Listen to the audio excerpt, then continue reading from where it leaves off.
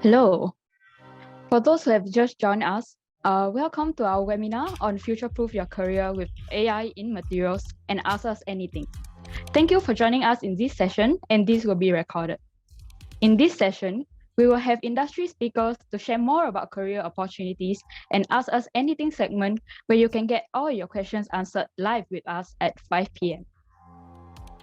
Now, we are ready to start recording, and we will start with our first speaker for the day. Our first speaker would be Dr. Chao Wen, an academic development manager for Asia Ansys.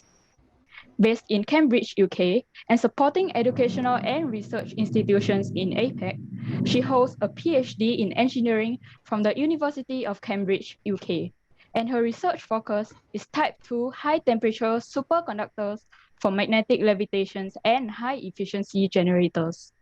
She also holds a master's degree in chemical system engineering from the University of Tokyo, Japan, on photocatalytic materials to drive visible light overall water splitting. Her technical background in solid state and social material synthesis and characterization.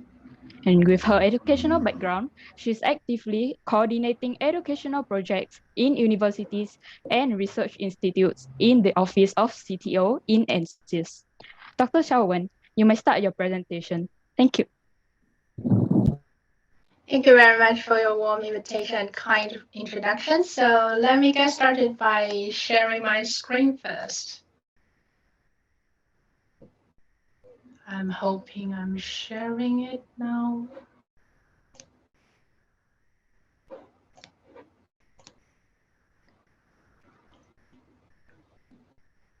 Can you see the right screen? Yes, you can put it on full presentation mode. You'll be ready to Okay, great. So hello again, everybody. My name is Wen, and I'm very happy to be here to share some of our machine learning solutions in Ansys. I think before I move on to my presentation today, just to make sure that we have enough bandwidth for a smooth session, I will switch off my camera for now. So today, we are going to talk very briefly about what we have been doing in Ansys in machine learning. And as a starting point, I think it is a matter to talk a little bit on why materials are important. And during the coming 20 minutes, I was thinking that I can also continue to share our developments in machine learning around materials in Ansys. And also I would like to share briefly with you guys how does that method work. So let's kick off with why materials are important. Standing in a product development viewpoint, we require the right materials information across the product life cycle. You can see that material connect directly to the issues of business value. Materials will impact on, for example, driving the business growth. And also it will be the key pillar to maximize the profits. In addition to that, we will always consider the safety of a product. So thinking about and getting the right material information will also help us to remove risks. Well, material information also matters because there are usually 4 fundamental factors to think about when making a product: shape, function, manufacturing, and materials. So the images here show how we thought about all these 4 factors in the pre-digital era. Well, today we don't use a drawing board for shape. We use CAD, computer-aided design, and also at the same time, engineering enterprises invest multi-billion dollars today on CAE and CAM, computer-aided engineering and computer-aided manufacturing. But in addition to that, material information technology worth millions of dollars globally, which shows that how important they are.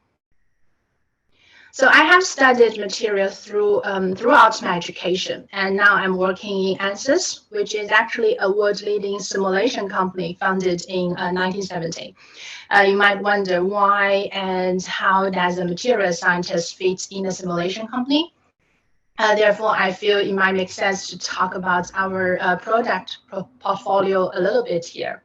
So in Ansys, our key focus is on simulation, of course. So we have all the best of breed simulation tools across. You can see all major physics here, and this is topped. And this is topped by another product we have. We call it Ansys OptiSlam. And OptiSlam is doing simulation automation and design optimization. So the bottom of all this is actually materials. So we have Ansys Granta for enterprise-wide material information management. And together with the system Minerva and the cloud and also the high-performance computing technologies, all of this come together and enable us to do the digital transformation in Ansys. So we can actually say that from the slide, materials are the foundation of this all. And that is how a material student fits within a simulation company. And also, in fact, many companies in industries are in short of material scientists on their teams. So today, we're going to focus on some cutting-edge technologies in Ansys around machine learning. On this slide, we have three of the trendiest terms. As material science students, as our future material scientists and engineers, you will most probably see them even more in the future. Therefore, before we really get started to talk about development in Ansys around machine learning, I feel it makes sense for us to get the terminologies right first. So first of all, we all know artificial intelligence, AI. This is a very high-level concept. It is a broader term which describes a technique that enables machine to mimic human behavior. Well, machine learning is actually a subset of artificial intelligence, which focuses on, let's say, numerical methods. So basically, it is a statistical method that has been used to get more insights out of data. And deep learning is a subset of machine learning, which will take into account what we call as neural network in our machine learning. So in summary, AI is a much broader concept. Which we're trying to show here today is what Ansys has been doing around machine learning. Through machine learning, we can create models to support us, for example, in predicting missing values in the rest of the data set, predicting the outputs for a new set of input variables, optimizing performance by predicting which inputs will best achieve desired outputs, and also it will help us to identify outliers or clusters in the data. And also it will help us in identifying which inputs are strong drivers of which outputs. Another basic concept here is data management. To ensure a successful machine learning, data management is a key pillar to it. So a comprehensive data management platform is also indispensable to machine learning, since it will help to save a lot of time for data scientists and machine learning specialists on collecting the information from various sources. As I mentioned, materials are the foundation of all the modern technologies. I feel it should not be too surprising for you guys to see that our very first commercial product around machine learning Ansys is also around materials. So if we look at the path to realize digitalization of materials data, we are starting with capturing and managing data information, and we connect those data information into design and simulation tools. So basically, at this step, we're already starting to use material data. Well, the next step beyond this is to generate more insights of the data we have, because such insights will help the company, help the industry to understand better, for example, the supply chain performance, the manufacturing performance, and even more than that. And the tools to connect these two will be artificial intelligence or machine learning. So as a material science and engineering student, one of the emerging material production processes is the additive manufacturing technologies.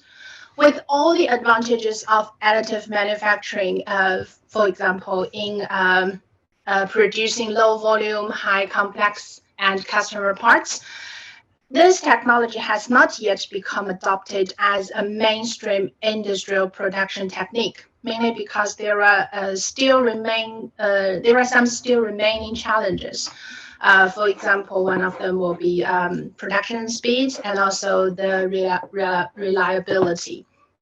So as an example here, we will look at the challenges with material data in additive manufacturing.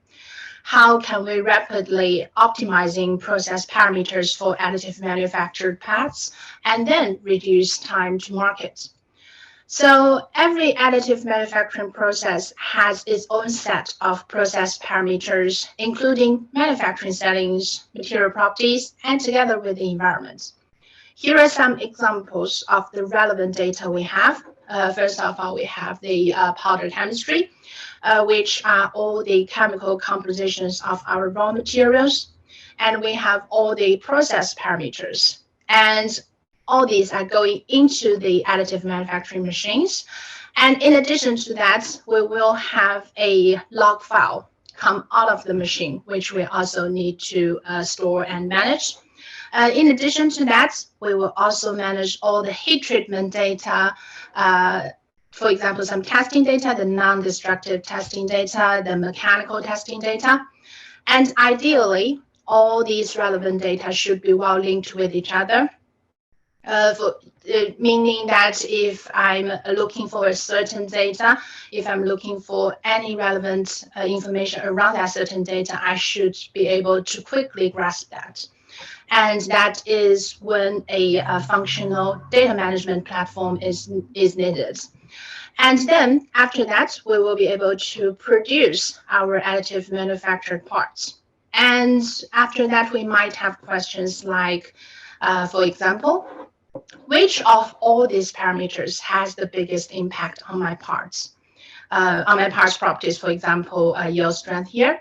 And then what if we have a different powder supplier? What if I make my own powder? So basically, what if we change something in the powder chemistry? How much impact does it have on my parts? And then, is it possible for me to achieve a certain quality of products? For example, a product with a certain surface roughness. So all in all, my question is that how can my previous material information tell me answers to all these questions and even other questions? So currently, most companies are using the traditional trial and error method. So they will test it, analyze the results, and come up with some conclusions to build an experimental understanding of these parameters and their combinations. But it's actually not good enough because it is mainly time-consuming and usually very expensive. When we have the potential already to apply data-driven science here, why don't we give it a try? So in this way, we can use our own existing data to answer these questions, and as a result, reduce the number of experimental test cycles. Here is a very simple machine learning workflow for us to get such answers.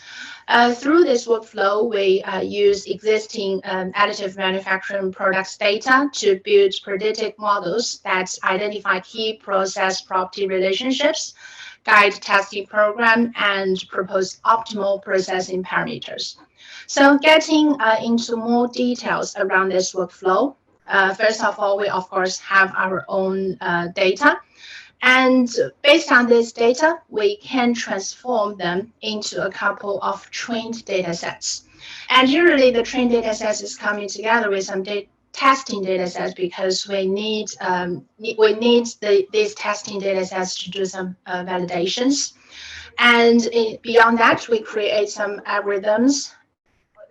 And then we will have a set of data models. So when we have the data models, we will put data into these data models. And the basic here is that the higher quality of the information we provide to the data models, it will give us back better predictions. So of course, if there are also cases that we have too little data, and machine learning can also help us. In that cases, it will help us to focus on data acquisition. And if we have, for example, a reliable reference database, machine learning will help us to fill in those, let's say, data holes in this models, and also in help for us to get better predictable results. So we have a product in Ansys called RuntMI, which can handle the data management with embedded reference material libraries throughout the workflow shown here. While for the algorithm parts, we have partnered with someone else to be more time efficient. And here we are.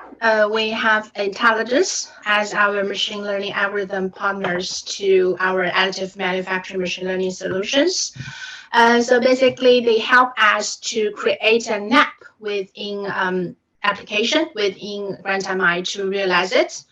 So Intelligence is focusing mainly on material science. We need a partner strong in material, mainly because materials data are slightly different with other kind of data, because they usually tend to be noisy, sparse, and in high volume, because it's usually come from very different sources.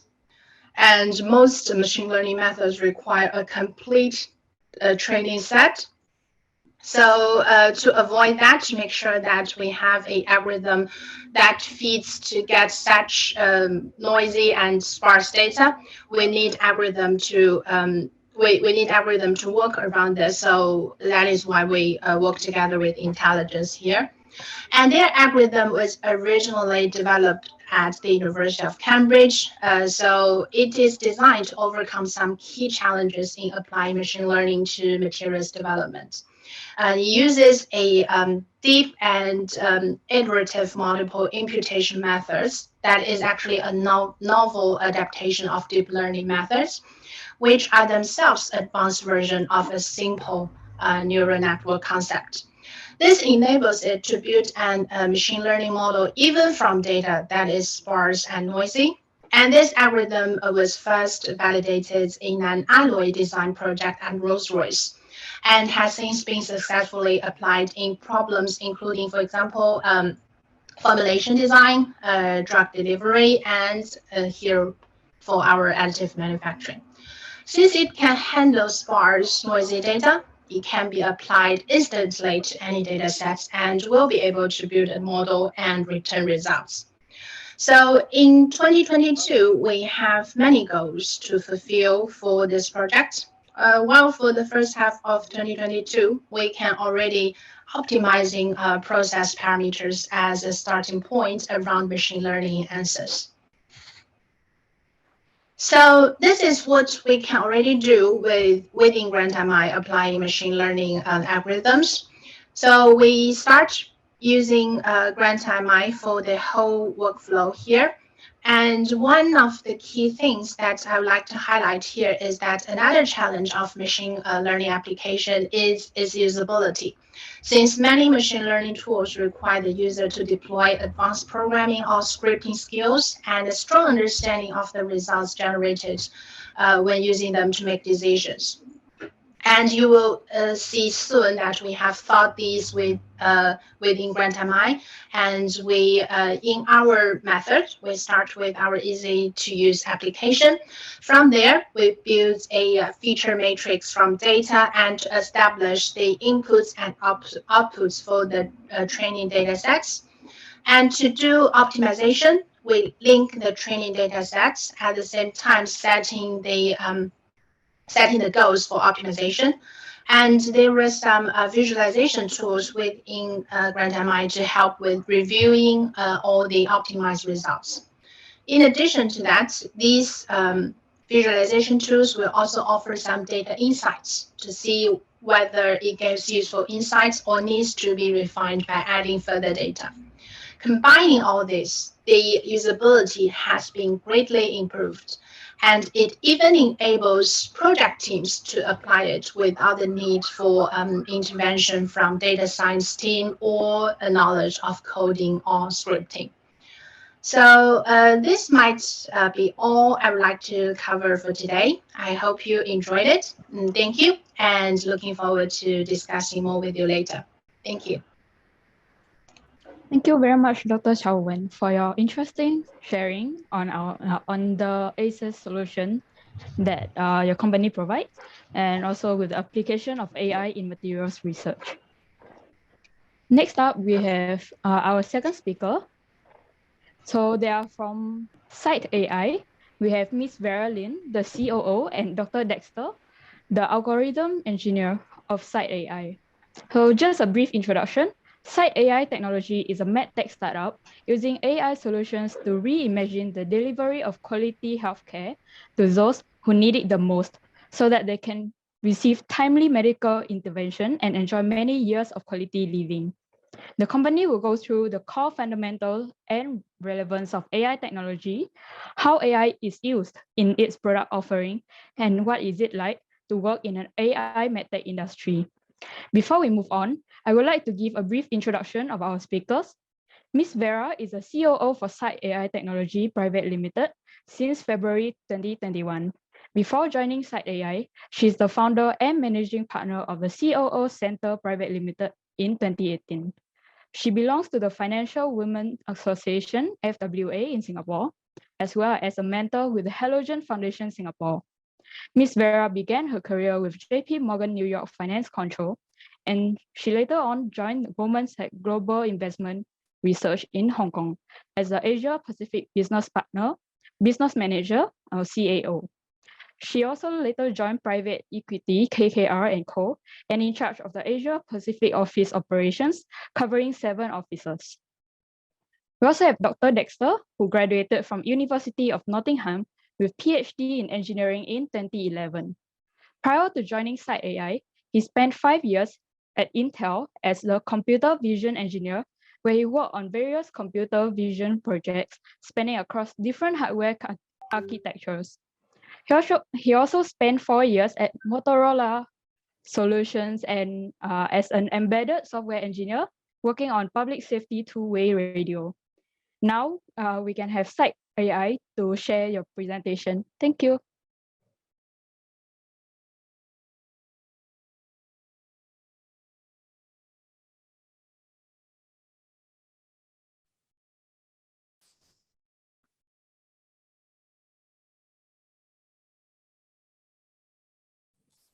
Sorry, can you hear me? Yes. we cannot hear you. Yep. Can you hear me now? Yeah. Yes, we can. Oh, okay. Thank you very much, Tran, for the introduction, and thank you, Dr. Wei Bing, for your introduction to this virtual talk. On behalf of Site AI, we are very happy to be here to talk to you about our company, as well as how we use AI technology in our products. Site AI, your trusted healthcare and eye care partner. This is in one of our mission, and we wanted to briefly talk to you about who we are.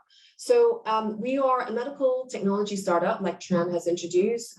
We are on a mission to reimagine the delivery of quality healthcare to those who need it the most in a very timely manner, so that they could have timely medical interventions to enjoy many years of quality living.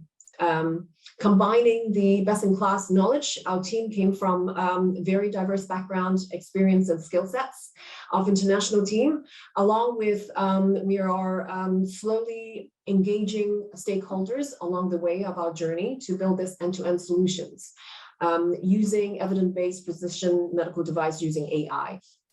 So our AI-powered medical device is the main product, intends to detect signs of vision-threatening diseases such as diabetic retinopathy, short for DR, from retinal images in diabetic patients, so that we can ensure a smooth and worry-free navigation in a pretty fairly complex and intricate healthcare system nowadays.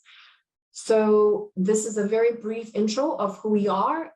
Before going into the product, just wanted to pass it to Dexter, our algorithm engineer, to talk a little bit more about the core fundamentals of AI. And I believe our last speaker has also alluded to similar graphics, but we wanted to give you a little bit of a background on different fundamentals in artificial intelligence. And then we're going to go a little bit more into how we use it in our product.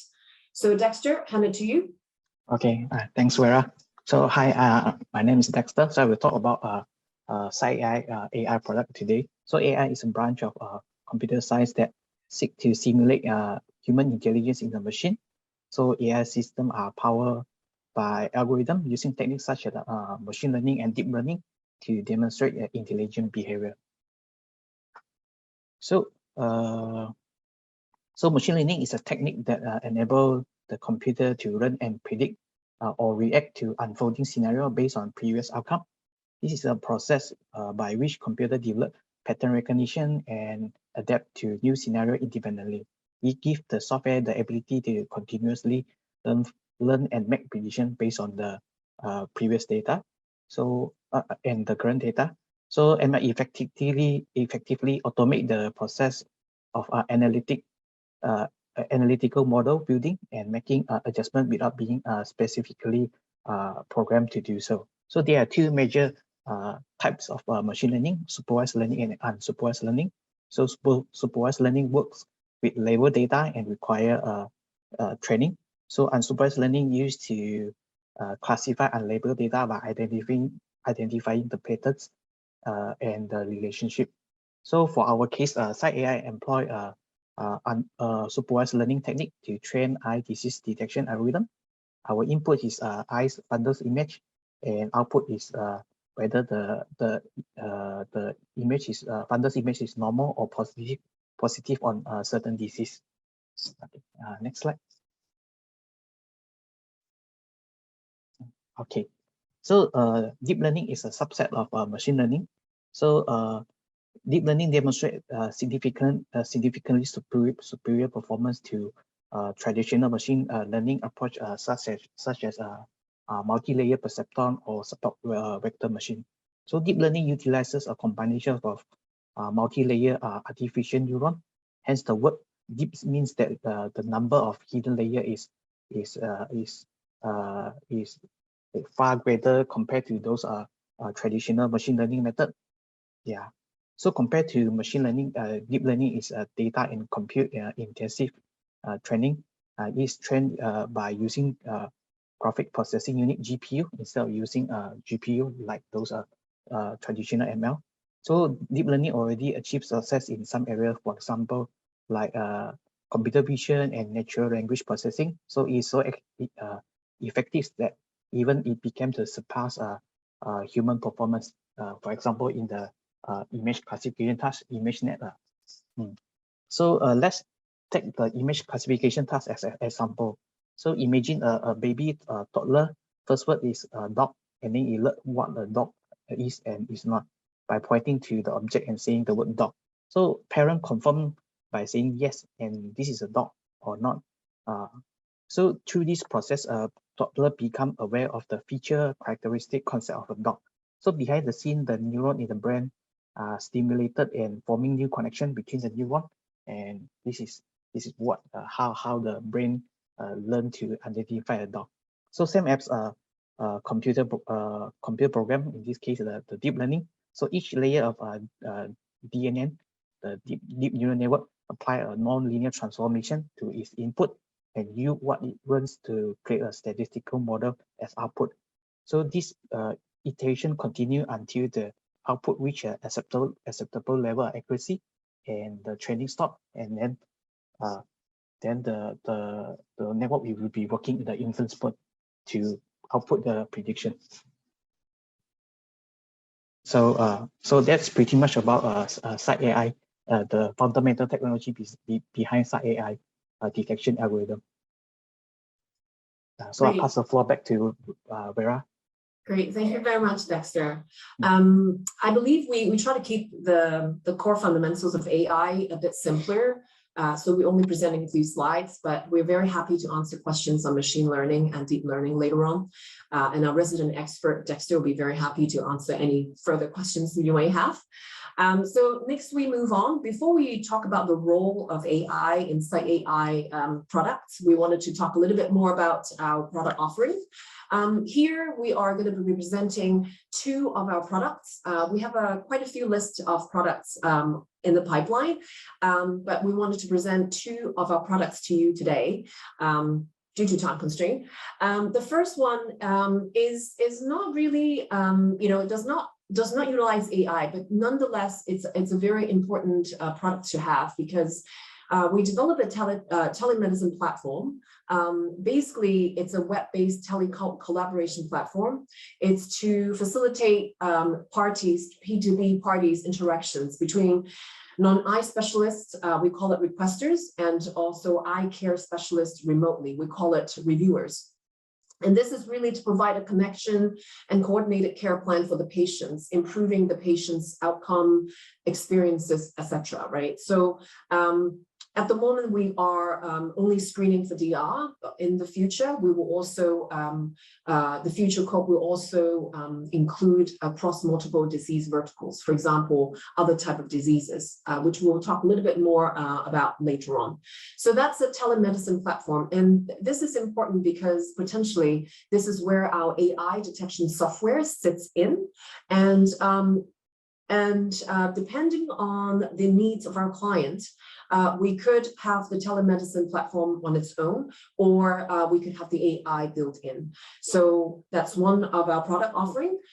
And the second one is our retina AI detection system using AI, right? So currently, the current scope is to leverage unique AI algorithm as introduced by Dexter to analyze uploaded fundus images to help with early detection of DR. And future, what we're planning, we are starting with DR. However, we don't start at DR. Hopefully, we have it in the plan to build a multi-model AI to enable multiple disease detection. For example, AMD, glaucoma, other chronic diseases, heart-related diseases, dementia, just to name a few.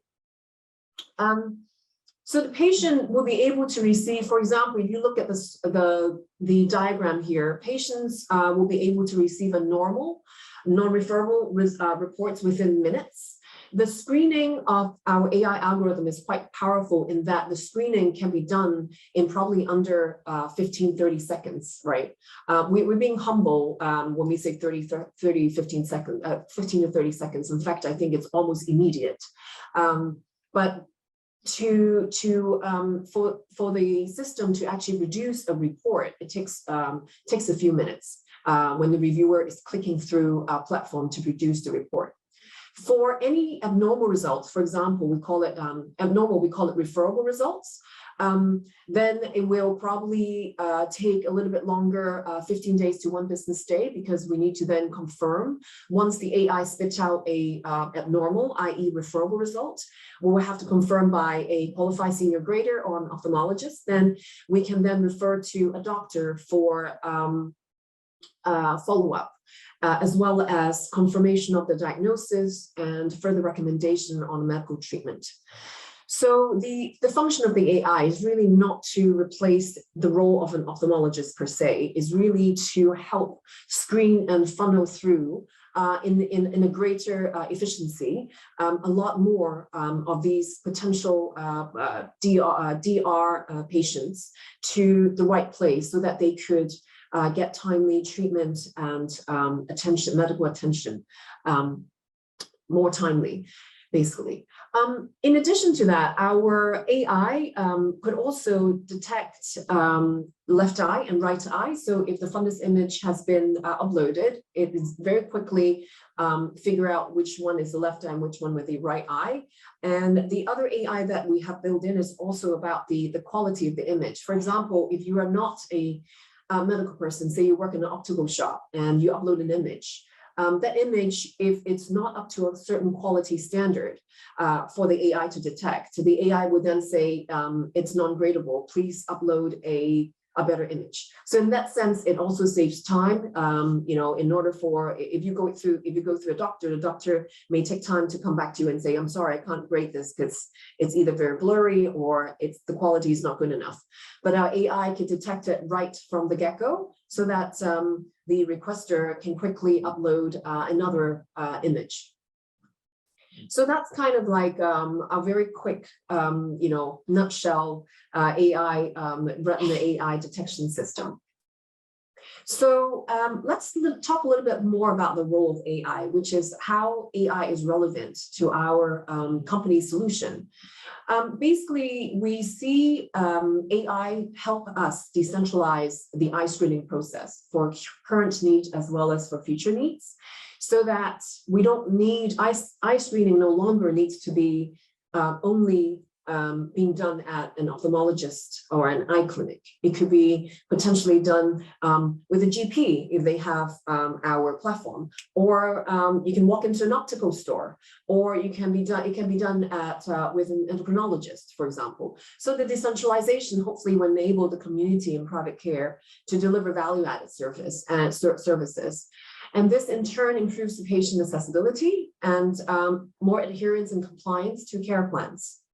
Second, in addition to decentralization, there's also scalability. It's also very scalable for eye screening for current and future needs, because it can be done in such a quick pace. It also enables healthcare services to meet the staggering demand increase. We know that you know, there are inefficiency in the healthcare system, and there are people that really need the screening may not be able to do it in a timely fashion. Our AI, potentially our products, could help screening to become a little bit more scalable and widely accessible, and in turn also enable patients to receive timely care. Last but not least, all in all, the AI also enables integration of current fragmented healthcare system, so that, as we mentioned earlier, it will then funnels in a more efficiency, in a rate of you know, high efficiency rate, the DR patients over to ophthalmologists, so that they can get more timely referrals, and that in fact will hopefully improve the patient journey and the experience. They don't have to wait to see when is going to be my next treatment or when's going to be my next screening. It can be done quite quickly if you can just go to your neighborhood optical store or your GP to get that done. So overall, our intention is really to have better healthcare outcomes and higher quality of life and lower healthcare expenditure. So we wanted to switch gears a little bit, and because this is for some of the students in Wei Bing's, you know, in Wei Bing's class in US, we want to talk a little bit more about what is it like to work in an AI medtech industry aside from our products.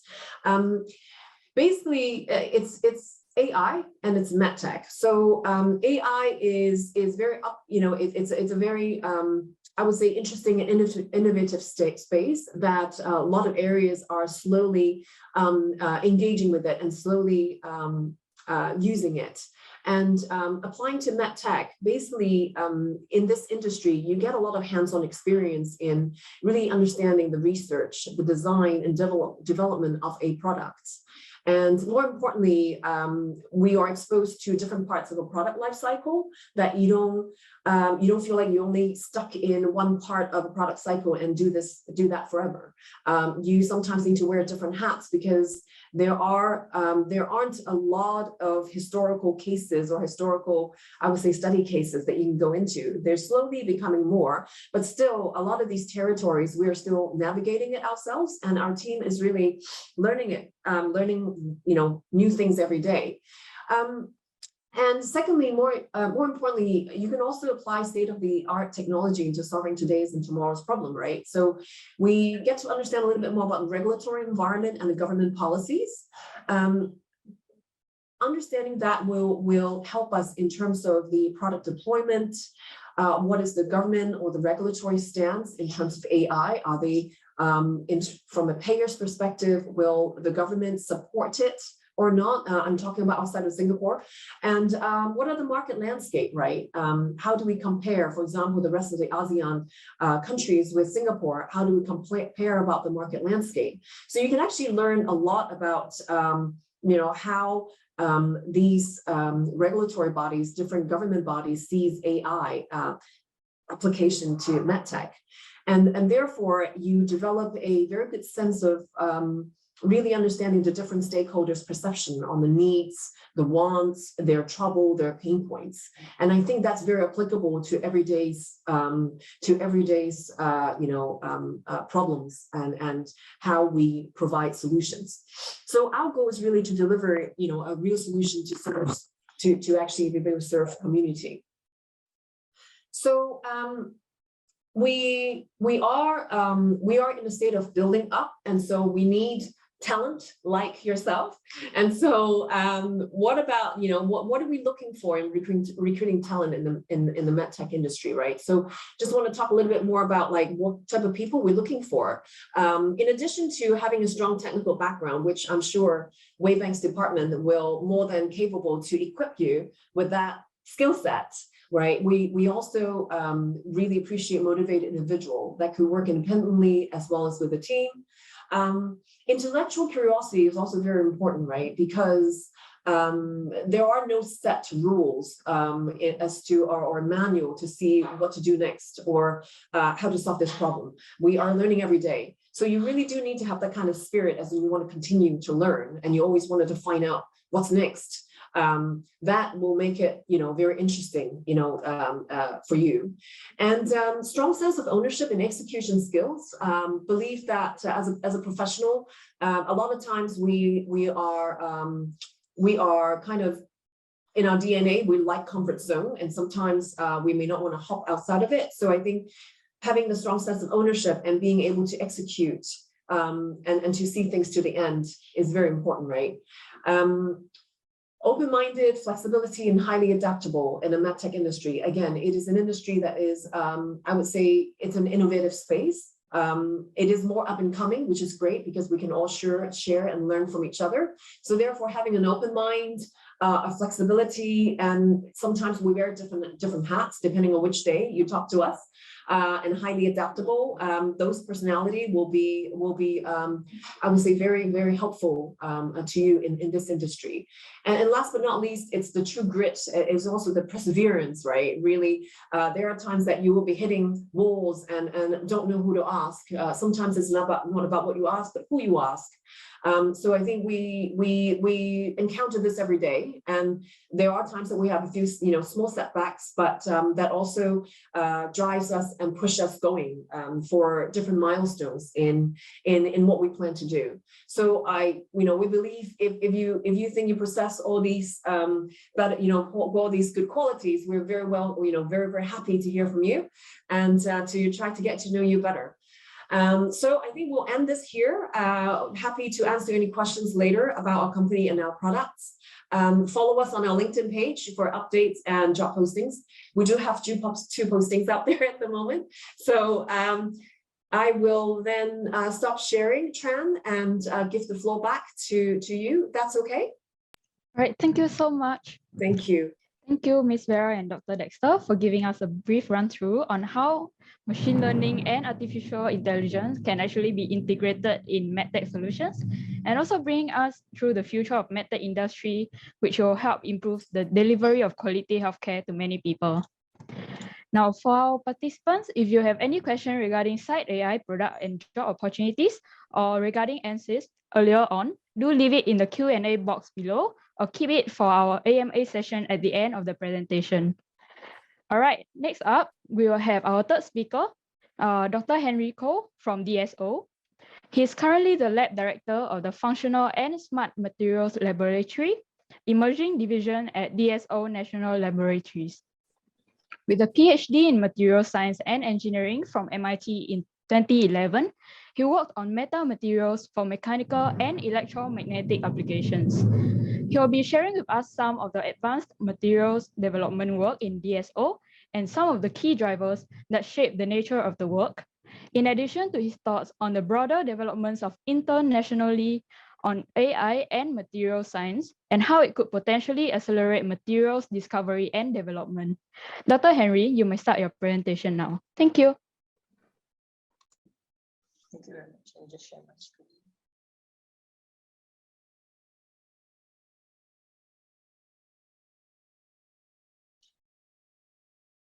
All right. Thanks very much, Trey, for introduction. So good afternoon, everyone. Thanks for staying tuned here. I'd like to thank the AUS MSc department and the Weebing for their kind invitation to give me this opportunity to come and speak at this event to you all. I think it's not so often that we actually get a chance to actually share some of the things that we do at DSO. So I'm really thankful for this opportunity. So my name is Henry, and today I'm going to be sharing a little bit about the types of advanced materials work that we do at DSO. And thanks for the previous two talks. I think they were very interesting, looking really exciting to see how we're implementing AI into many really high impact applications. I think this is great. My talk's going to be of a slightly different flavor. So I thought before when I was given a chance to give this talk, I thought that, a bunch of really young, bright talents of tomorrow, what could I share with you all that's interesting and useful, and also at the same time relevant in terms of like what does AI mean for material science. So this is the flavor that I'm trying to get at in today's talk. So at the end, you just let me know whether the flavor is right or not. Okay, so here we go. So this is the obligatory few slides. Just to introduce, this is DSO National Labs. This is our main building. We're actually located next to quite near Cambridge MRT. Some of you will be familiar, and this is how our main complex actually looks like. And in a nutshell, maybe let me really give a quick overview to what does DSO do. Now, DSO is actually the largest defense R&D company in Singapore. We have roughly about 1,600 research scientists and engineers, and about 20% of them are PhDs, the rest are not.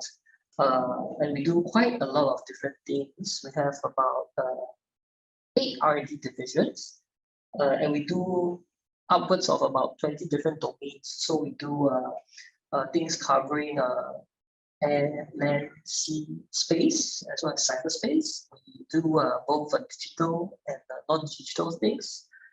And so it's actually quite an interesting range of work. And in the course of my time there, I mean close to 10 years now, I've actually had the chance to actually touch on materials work for quite many different applications. So it's really quite a interesting place with lots of different things that we're doing. And so maybe to encapsulate fundamentally what is DSO's mission. So our mission is actually with this critical mission where we want to provide technological surprises to sharpen the cutting edge of Singapore's national security. Most recently, you would maybe be aware of the 4 deployed labs that DSO has set up together with DSTA and several other stakeholders to improve the throughput of COVID screening. Most recently, we also do quite a lot of different things. And so because we have this critical mission in mind where we have to be the ones that provide the disruptions and the surprises, this means that we are always trying to be at the forefront of R&D, looking at the newest technological developments, thinking about what we could do for them, and developing the most relevant tech that actually meets the needs of Singapore. And so, with that, I thought that, trying to put myself in your shoes, trying to think about, so if I were studying material science, and then I'm thinking about, through all the coursework that I'm doing, it's like, what do I want to do with my degree in material science? And if you're thinking about what you want to, whether you want to do material science or not, it's like, why should I do material science versus other things? So I then asked myself, what do I actually like about materials? So I thought that there were 3 things that were quite interesting. And the first was that I recognized that actually the different ages of civilizations, we typically do associate them with materials, Stone Age, Bronze Age, Iron Age, and most recently we really have a lot of composites materials. So if you think about it, fundamentally, I think that materials are important to us as tools that started out as things that are necessary for us to survive. And as we evolved as a society and became more technologically complex and more advanced, then the tools actually and the quality of the tools that we have evolved as well. And it went from something that was more from a survival point of view to something that actually gives us the economic edge today. The quality of a product, the speed of the processes, types of materials you put, how small your features can be. And it's interesting because the complexity of the materials and material systems actually mirrors the complexity of the technologies of our advanced society today. So I thought that was a very interesting way of thinking about what's so great about materials, why do you want to work with materials? So that's the first thing. The second thing is actually this very interesting thing. Materials are same, but different. So many of you will be very familiar on here the different allotropes of carbon, a single carbon atom. Depending on how you arrange it, the structure, you actually can get a whole wide range of behaviors. You get graphene, you get carbon nanotubes, you get rocky balls, you get diamond, and other things.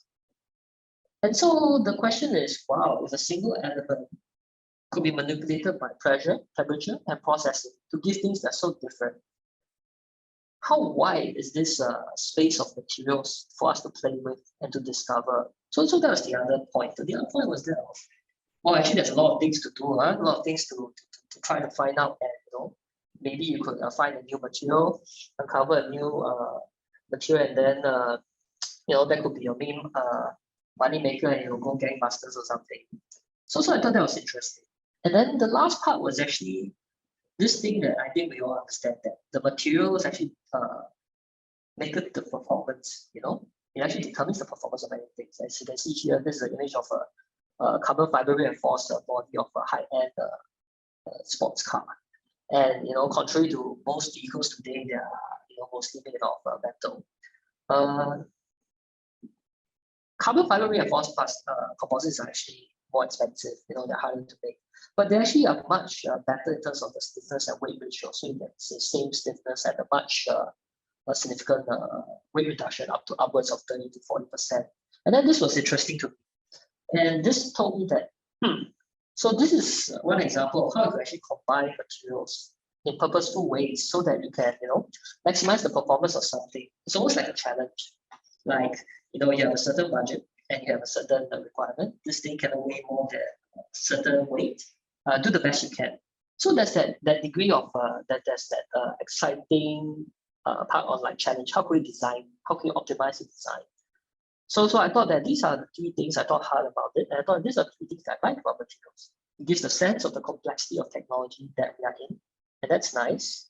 The vastness of the space there is for discovery, and also the possibilities that could be that are only limited by our own creativity, and actually turning the materials into a type of, to fulfill some type of function. So I just thought that was something that I'd like to share. And so now we go to touch on a little bit about what do we do in DSO. So unfortunately, there are only certain things that we can share about the materials work that we do. And we actually work on quite a wide range of advanced materials for many different applications, actually. And so I would just like to touch on 2. just to give us the sense of the flavor that are things that we do. So the first on the left is actually laser fiber. So it's actually something that we are doing. We're trying to do a high quality, high power laser fiber. And this is actually something that we've done and actually pull the fiber in Singapore. And this is something that we did through a collaboration at the Photonics Institute. It's situated at NTU, and it's in partnership with actually A-STAR and the Optronics Research Center at the University of Southampton. And this is something that we do where we actually try to control the doping profile of this fiber with ytterbium in order to get a certain kind of ability to confine the light so that we can get very good gain. So this is something that we did that was we thought it was interesting to share. The second thing that we did was actually we've also been working on transparent ceramics armor, which you can see here. It's actually about 90% thinner and about 50% lighter than the conventional glass armor, and yet we can withstand the same amount of impact from armor piercing rounds at the close range as the incumbent. So this is something that we thought is actually quite we're quite proud of, and it's quite interesting. And the third is, as you can see, it's a black box, and you will be able to see it if you this is something that you'll find out when you join us. But just to let you know that we're doing many more things before besides this tool. So yeah. And then next, I thought that so now we give. I thought I'll try to give you a flavor of some of the things that we do at DSO, just to give you a range.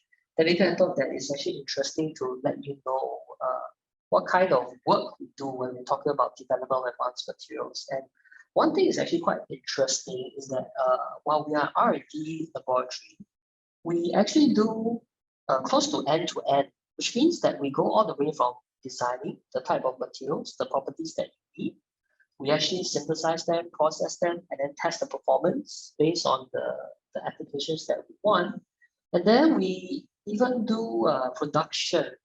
I mean, small volume production, but we actually work out how to actually scale them and then integrate them into the end application. So we actually do quite a fair bit of this end-to-end. Yeah, and then this is actually something that's quite unique, I think, in terms of DSO as an R&D organization. Yeah. So is that all good? I suppose that sometimes you can have too much of a good thing. So I mentioned earlier that the material space is very wide. It gives us a lot of possibilities, right? And also opportunities in terms of the design creativity.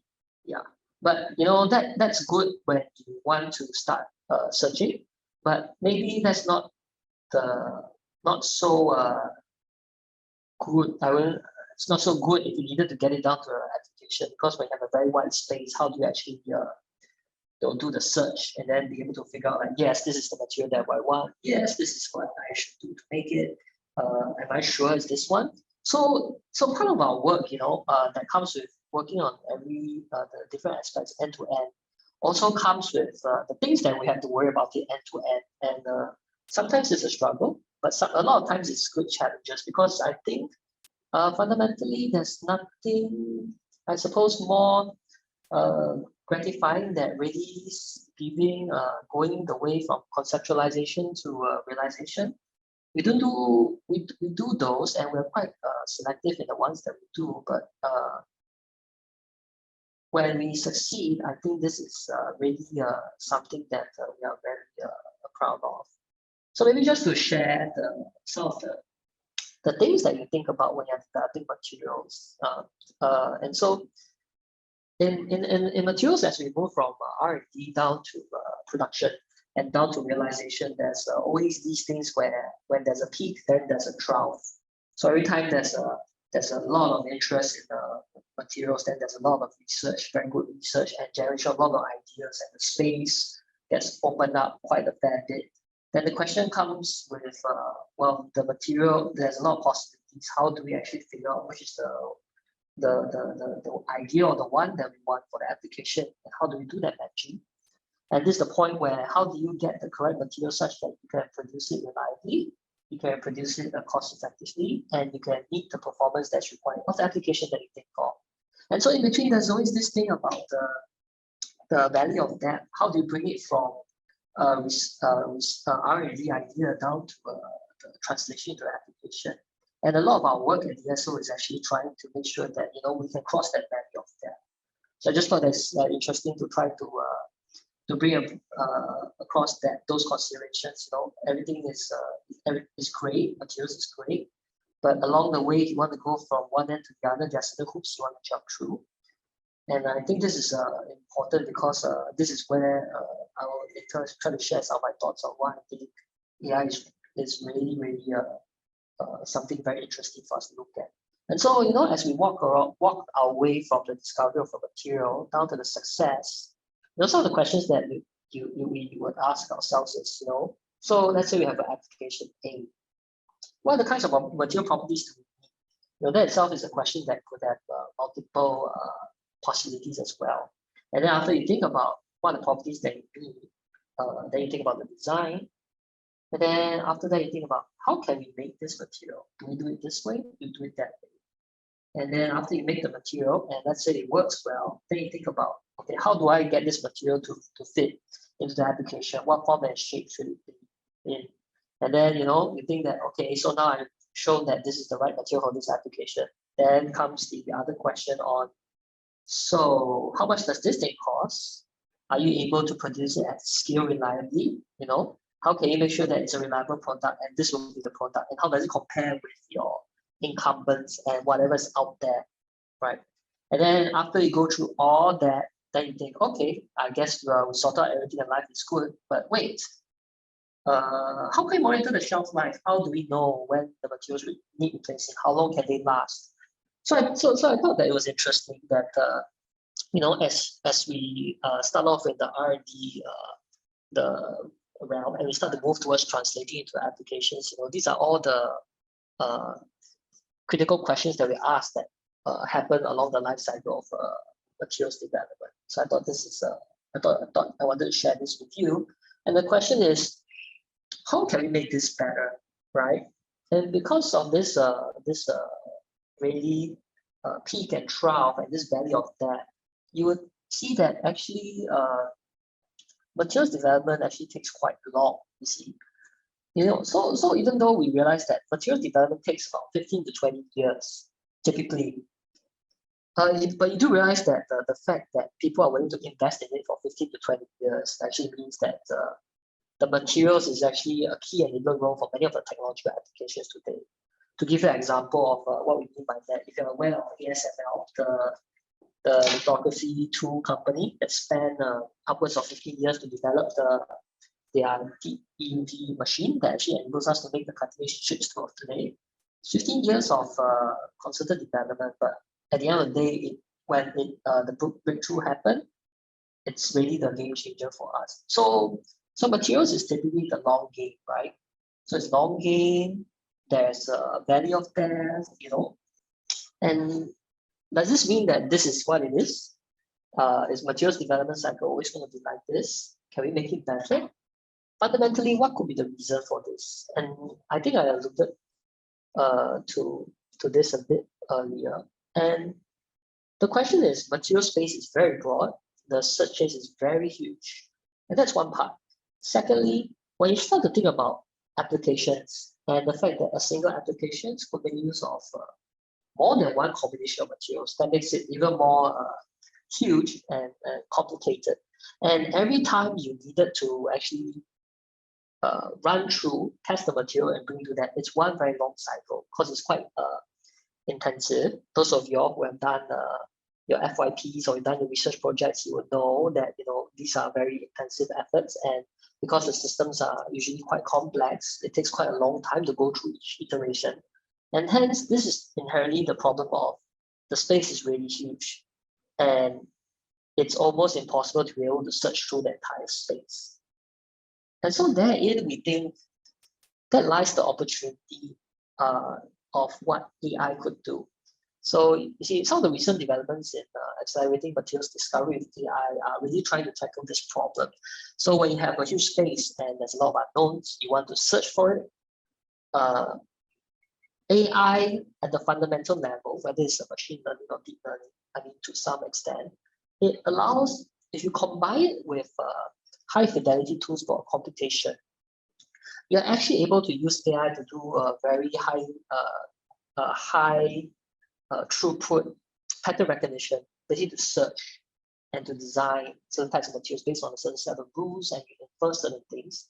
And so there's been quite a lot of work in trying to use AI to actually aid us in helping to search through the space and to identify more likely candidates. So that helps us reduce the space and to be able to, already put in the certain types of requirements that the applications could need. So you're actually doing a pretty good feedback loop system to try to already find materials and the kinds of configurations that we could use for the application. So I think that's one development in AI for materials that we think is actually quite useful.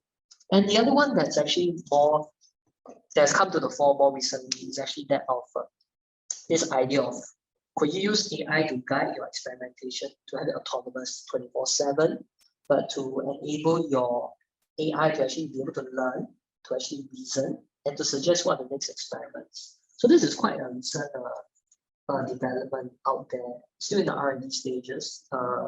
Quite a few groups that are working on it. Looks quite promising, but by no means is it a simple task. There are a lot of things that need to be done, but in that space, it actually moves AI to the point where you can actually learn, reason, and actually plot the next step for you based on new findings and new data. So I think that that's the other area that to us is actually very interesting.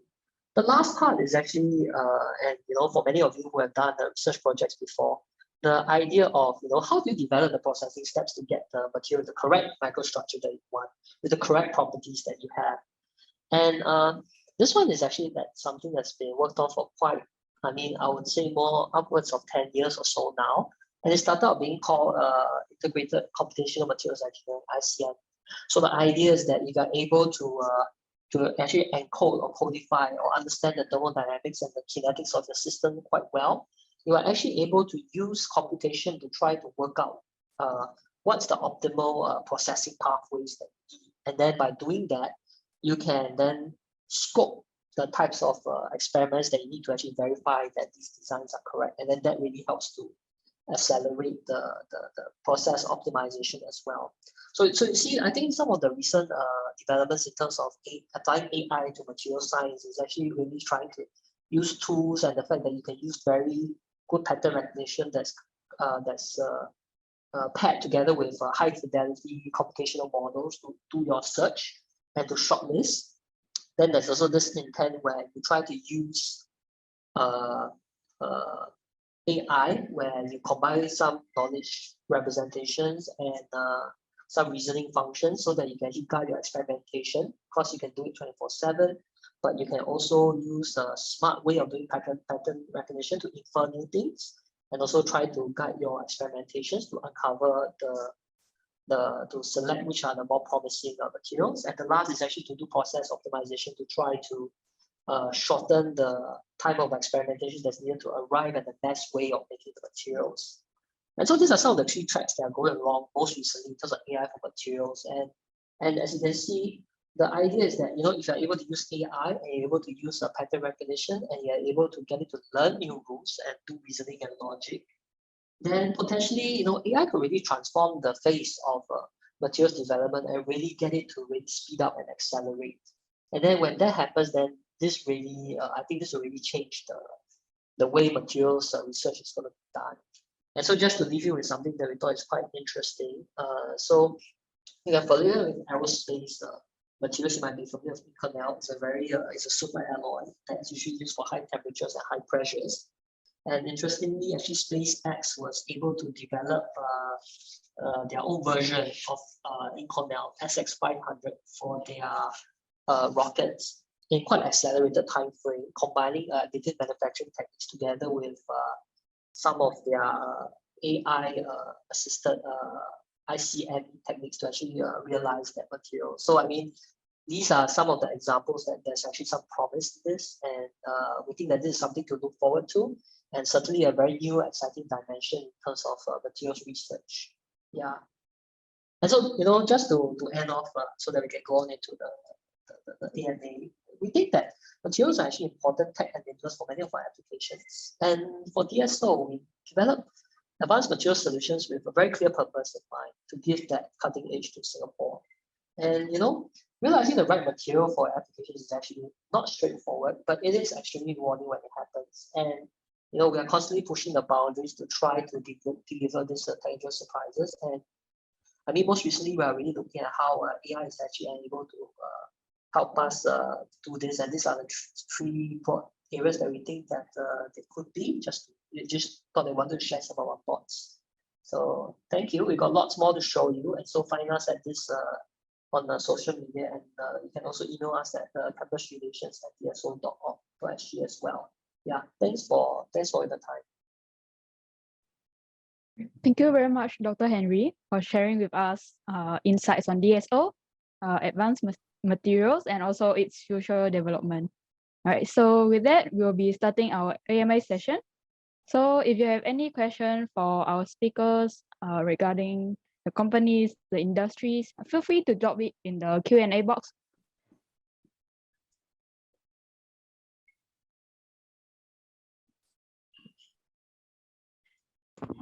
So I think right now, the very first one, we have the question. I'll open the floor to all the panelists. Feel free to chip in whenever.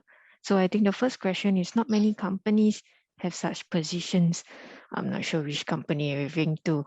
What are the prospects in career advancement versus advanced manufacturing and 3D printing?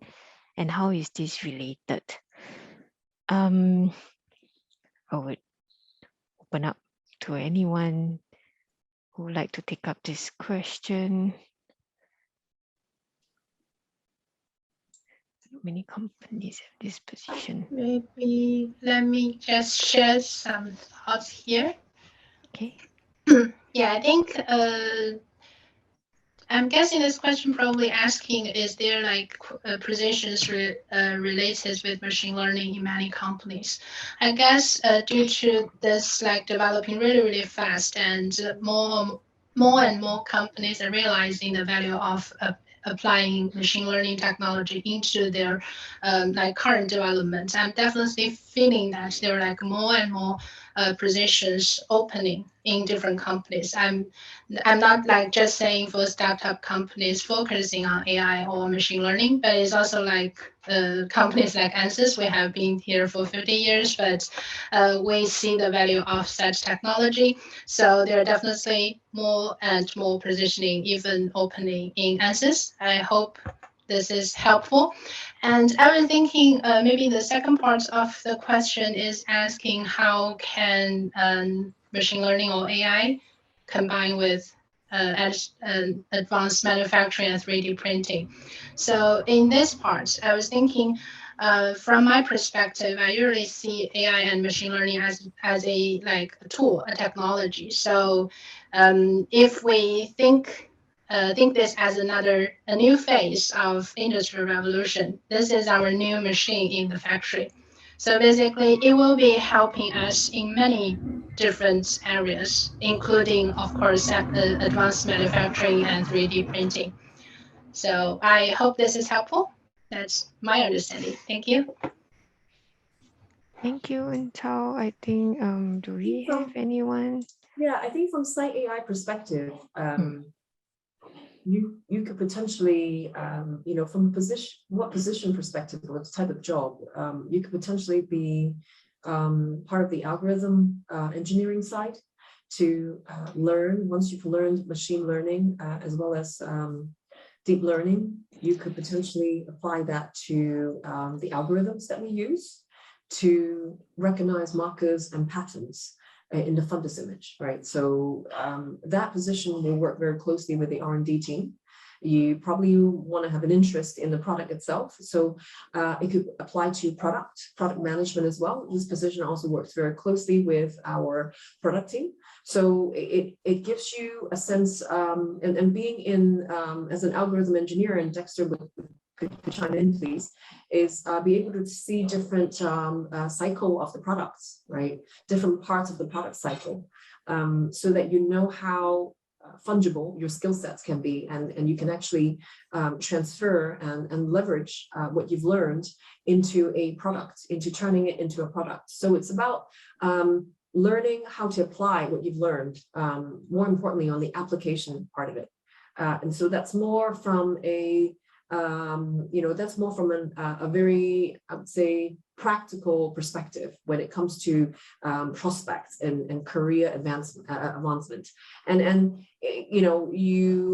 one day when you feel that you want to apply AI on something else, you already have the AI and the machine learning experience, you could potentially apply that to other products. Whether it's in the medtech industry, or which is a huge industry, or other AI industry, as already mentioned by two of the other speakers. So I think it's definitely, there is a fungible foundation of skill sets here. I'm not going to comment on advanced manufacturing and 3D printing. That's out of my depth. Thank you. Thank you, Vera. Do we have any more would like to add on? Otherwise, we can move on to the second questions for panelists. Comparing a CS grad with minimal experience in materials versus an MSc graduate with little experience in programming, which is more qualified to intern or work at these three companies? I think everybody can have a little bit of a fair share for this question. Yeah, maybe I go first. Is it okay this time? Can you hear me? I think a bit louder. Is it Dr. Henry, right? Yeah, can you hear me? Is this better or no? I think we can't really hear you though. I think because of the wireless speaker. I see. How about now? Is it better now? Not really. Still very soft.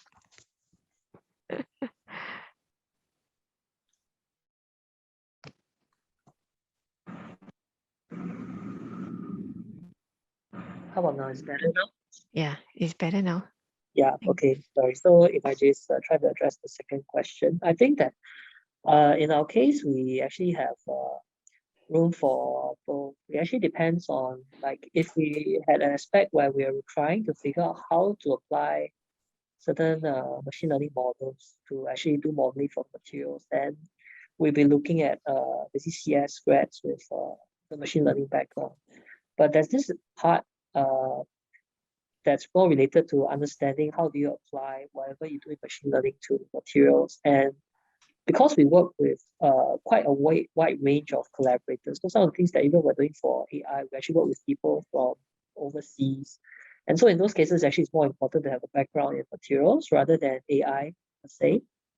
So I would say that there's no hard and fast rule where we cut off, because we do look at quite a wide range of aspects. So what I would say is, I think you should just go ahead and apply, and then we can see what happens from there. Yeah, that would be my answer. And also maybe I answer the first question, which is related to advanced manufacturing, how it relates to AI. I think Wen Zhao just now gave some insights to that. There's also this thing about advanced manufacturing allows you to print very complex things, but actually there's this partner aspect on generating the complex designs. And actually the AI is being applied to that quite a fair bit. It's called generative design. So there's this idea of using AI to really search for the certain types of structures that you want based on certain types of properties that you require. And so that's how they've been more recently in the field of advanced manufacturing and 3D printing, how they try to bring in AI. Basically, AI tries to find them the nice funky structures that could, give them unexpected properties that can be printed in advanced manufacturing. So I hope that helps with the first question. Yeah. Any others would like to add on? I think if we were to address the second question, that may not be too related to AI, but for computer science graduates versus that is a material science graduate, yep. I believe programming skills will be very helpful, because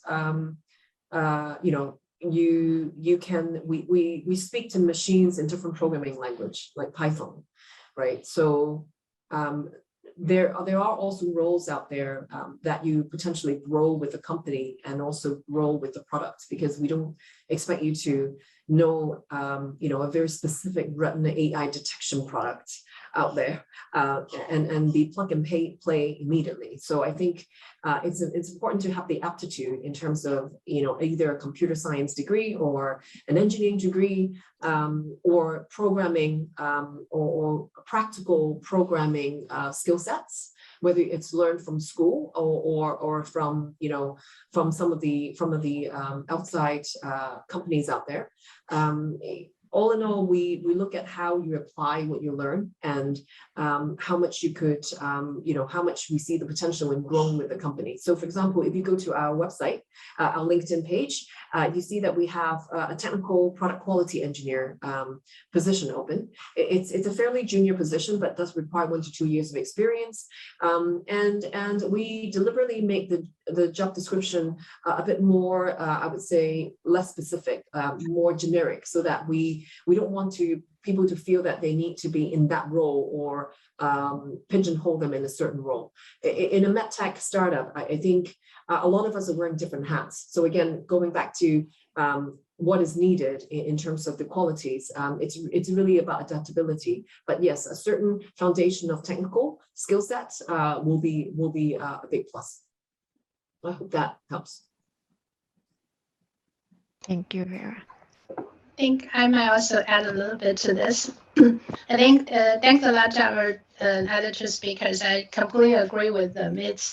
I think, excuse me, I think I really understand your struggle here, because it is also a struggle for companies, because like we have talents who has like great programming skills. We have talents who is like really familiar with materials. So who do we choose? The answer is actually depending on the opening position. So basically, every team will definitely need talents in both. That's for sure. But sometimes the team is just having an opening for programming, is having an opening for experts in material. So I think, as Henry mentioned, just apply for it, and we will be able to tell you if you are like fitting this position, or even though you are not really fitting for this position, but based on your experiences, we see that there's actually another position in our company is suitable for you. So so it's not like more qualified. It's just like if it is suitable, if it's a match. So don't take it personal. It's just because this position needs certain skills. It's not because that you lack of certain skills. And the other thing is that to my understanding, even for material science and engineering students, we also learn a little bit of programming, right? So I don't feel that you have like minimal experience. I think because you're taking programming courses, you can read the programming. That's already, like, I would say, a good level of understanding of programming for a material student. So don't put too much pressure on yourself to say, oh, I need to be expert in material, I need to be like expert in programming. I think it's like Vera mentioned, we're also expecting you to develop together with the company. So just share with us your experience. We will see where we can help you to develop in our company. So I hope this helps. Thank you. Okay, thank you so much. Now all engineering students take Python, a module in Python, and they will also now all do an introduction to machine learning and AI. And if you come to MSc, you can also do a specialization in AI. So by the time you graduate, you'd actually know a fair amount. But this question of which is more valuable, it really applies to whichever job you go into. I collaborate with microbiologists from the School of Life Sciences. I collaborate with Institute of High Performance Computing. And the main thing is that you can sort of learn each other's language. I'm never going to do all the DFT calculations, dense functional theory calculations, but I can point them in the right way of what they need to model. Right? So it's about teamwork now. It's no longer, no one expects you to know everything. It's teamwork, being able to learn each other's language, which sometimes causes confusion, and then you move forward from there. So who's more valuable? It really depends on who the company needs at that time. Do they have if they've got lots of computer programmers, then they need a materials guy. If they've already got lots of materials guy, they're going to want a computer guy. So it's going for jobs sometimes is luck, I'm afraid. Okay, thank you everyone. So I think you know, do we have any more questions for the panelists regarding your job opportunities? Otherwise, we're going to open the floor next for the segment of admissions, students and campus life. You know, you can ask anything you know about studying at NUS MSE, since you're going to look into your university application by 19th of March. So you can start asking us anything you want to know. Anything you would like to know, whether if it's internship opportunities. The 3 companies over here, I'm sure they are also opening internship job opportunities, especially DSO is one of the very common internship that most of our students head into as well. I think the other 2 companies would be a new one where we can all explore. Yep, you can feel free to key in the Q&A segment and we can help to answer accordingly.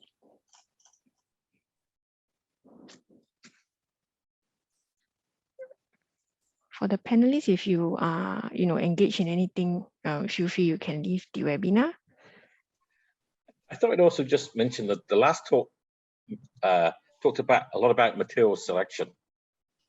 And we actually have a course on that you will take in your 3rd or 4th year.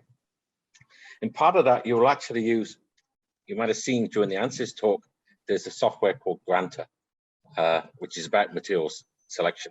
So we've used it in the past and we plan to use it in the future. So you'll probably use the education version of how to select materials as well. Okay. So again, I'm not quite sure what it's sort of computing.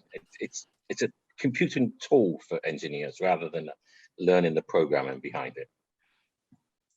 Yeah, I would say it's more like a tool to help visualize the whole material selection process, because because we know that there are hundreds of thousands material, all their different grades, and if we're looking into select a certain material grade for a certain application, we are facing let's say a material C, and how can we select the best from it? That's how the tool works. And also, I think I'm not so very sure about the textbook you guys are using. So basically, it's based on Professor Ashby's material selection methodology. For that module, it probably will be. Okay, yeah. Then you will have. Yeah, sorry. It came to Singapore a couple.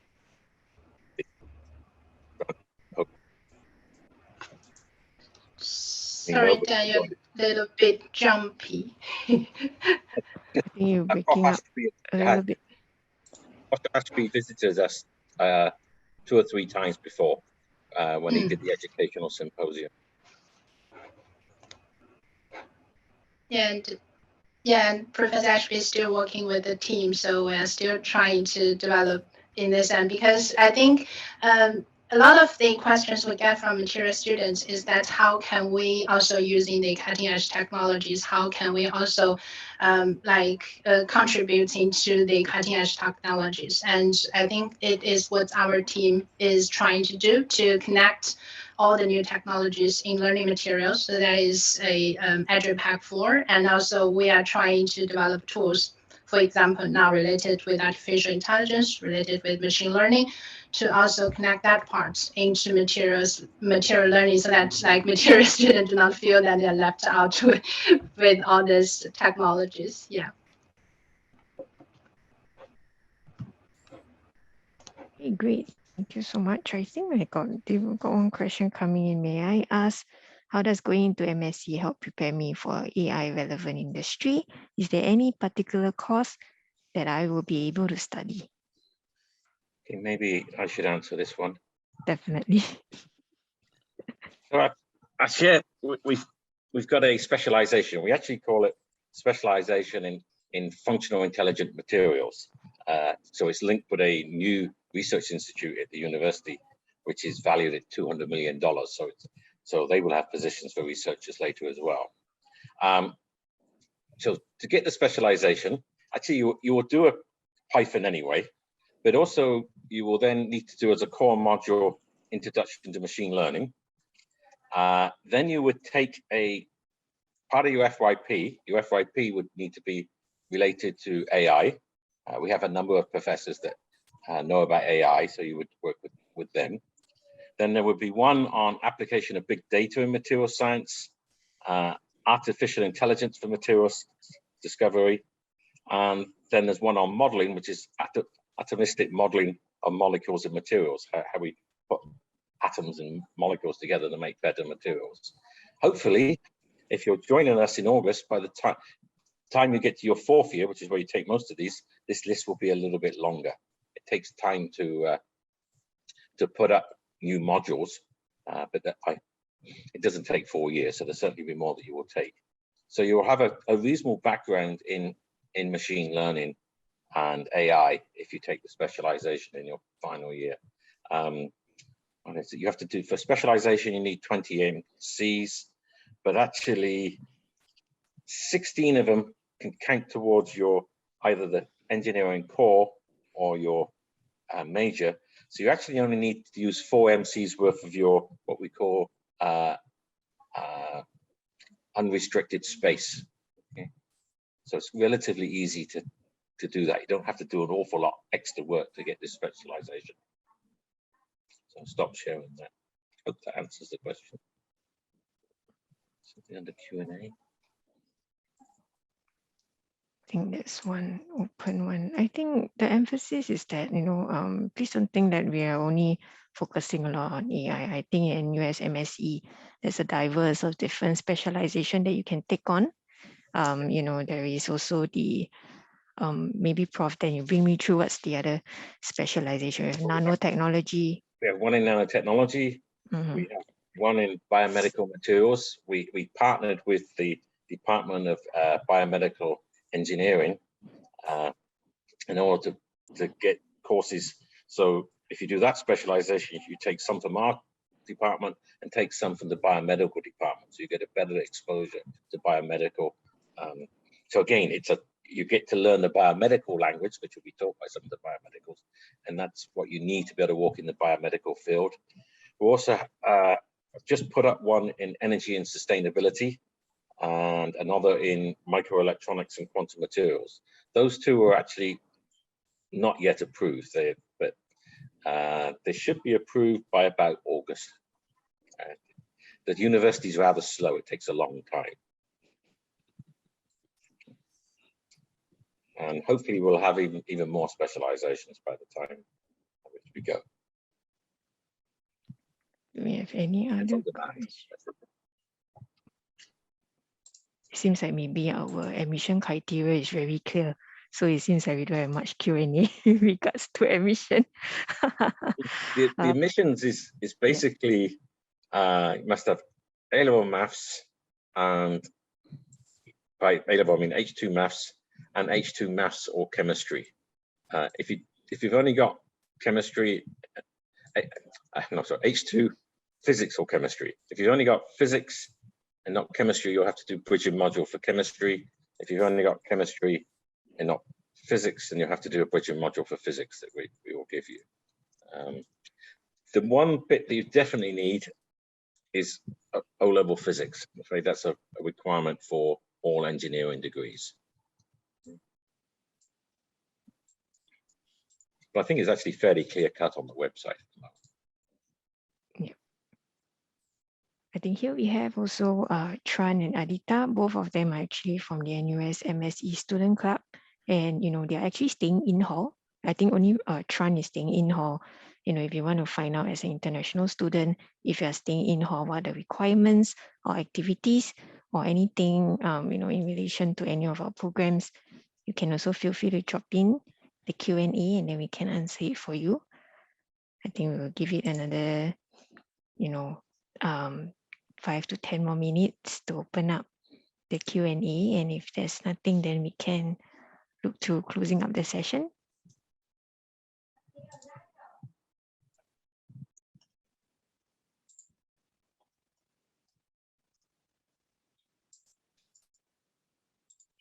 And any questions?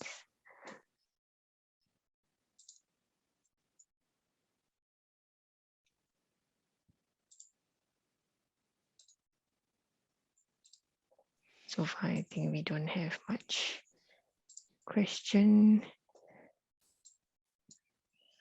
Or maybe Chuan, would you like to perhaps share, which, RC are you staying in, what activities you're doing in hall? On campus. Yeah. Yeah, sure. Just to share a bit about life on campus. I'm currently staying in PG Pioneer House. So it's located in within PGP residence. So in the new house system, we actually have a very fun, engaging, and also pretty chill life in a sense that our activities are all based on interest. So we call it interest group, and it's not compulsory. So you can just go have fun and join our different events to make more friends. And to be able to stay on for the next year, we follow a portfolio system in a sense that we are interested in what are you able to offer to the hall, what can you contribute if you are staying for the next year. So we are doing it differently from a traditional hall system where you have to join many CCAs and accumulate points. So if the house system is something you're more interested in, do consider apply. And I guarantee you that staying in hall or just staying on campus in general, it will really offer you a lot more opportunities. Yep. Thank you so much, Chuan. Okay, we have one more coming in. For the MSc program, are we allowed to select a minor from another faculty? If so, then what is the process in doing so? I think Prof then, yeah. The short answer is yes. You can take a minor in any.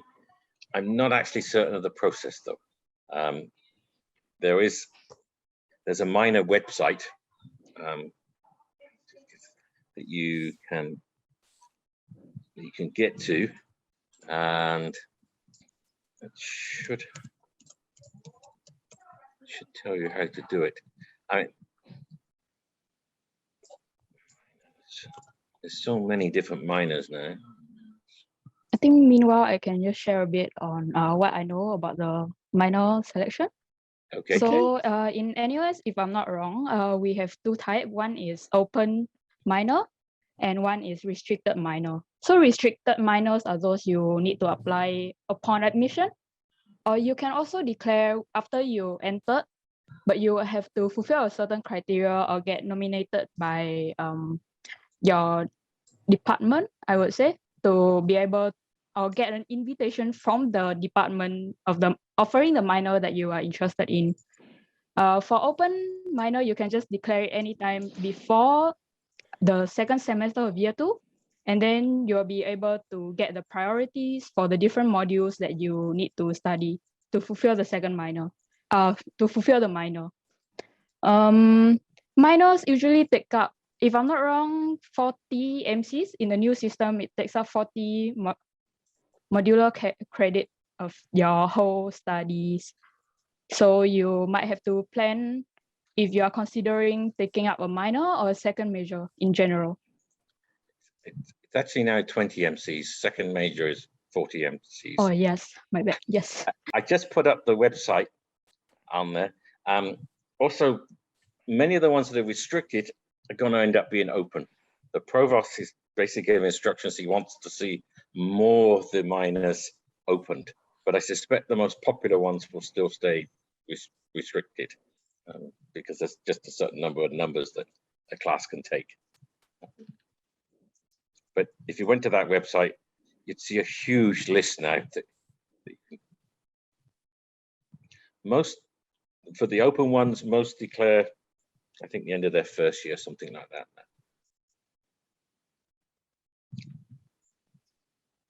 Okay, seems like all is good. So I think, we would want to end off the session since it's already 5:45, I think more than an hour plus. So last but not least, we actually have, a lab tour that's coming up on the 11th of March.